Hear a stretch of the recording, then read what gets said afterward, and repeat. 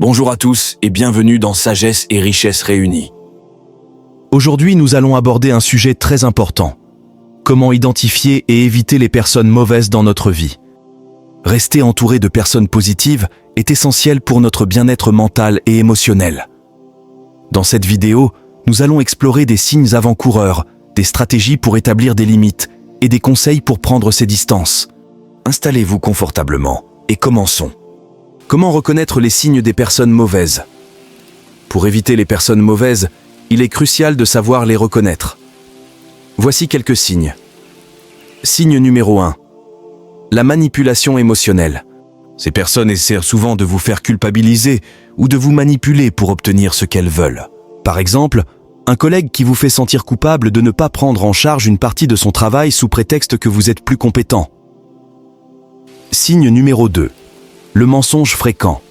Elles mentent régulièrement, même sur des petites choses, ce qui enlève la confiance. Un exemple classique est quelqu'un qui invente des histoires pour paraître plus intéressant ou pour éviter des responsabilités. Signe numéro 3. Les critiques constantes. Elles critiquent constamment les autres pour se sentir supérieurs et vous faire douter de vous-même. Par exemple, un ami qui critique vos choix vestimentaires, votre manière de parler ou même vos goûts, créant ainsi une atmosphère toxique. Signe numéro 4.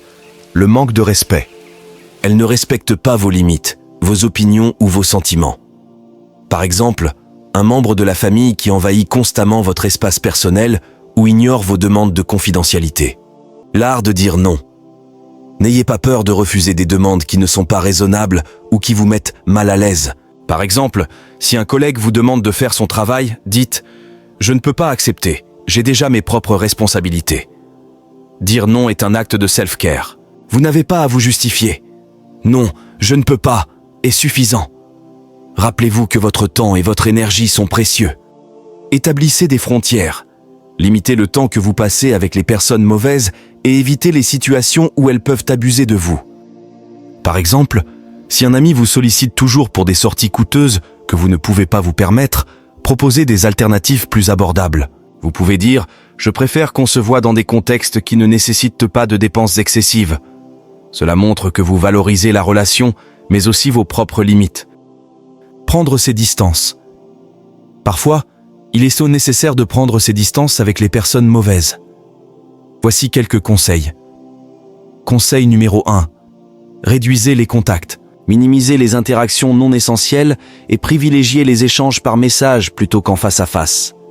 Par exemple, répondez aux messages de manière concise et évitez les discussions prolongées. Si quelqu'un au travail est toxique, limitez les conversations aux stricts besoins professionnels et évitez les interactions sociales. Conseil numéro 2. Entourez-vous de personnes positives. Passez du temps avec des amis et des proches qui vous soutiennent et vous respectent. Par exemple, rejoignez des clubs ou des groupes d'intérêt communs où vous pouvez rencontrer des personnes bienveillantes. Cultiver des relations positives peut équilibrer l'influence des personnes toxiques. Investissez du temps avec ceux qui vous apportent de la joie et du soutien. Conseil numéro 3. Évitez les confrontations inutiles. Ne cherchez pas à changer la personne ou à entrer dans des disputes. Concentrez-vous sur votre bien-être. Par exemple, si une personne cherche constamment la confrontation, répondez de manière neutre et évitez de vous engager dans des discussions houleuses. Vous pouvez simplement dire « Je ne veux pas discuter de cela maintenant ». Et changer de sujet ou quitter la conversation si nécessaire. Cherchez du soutien.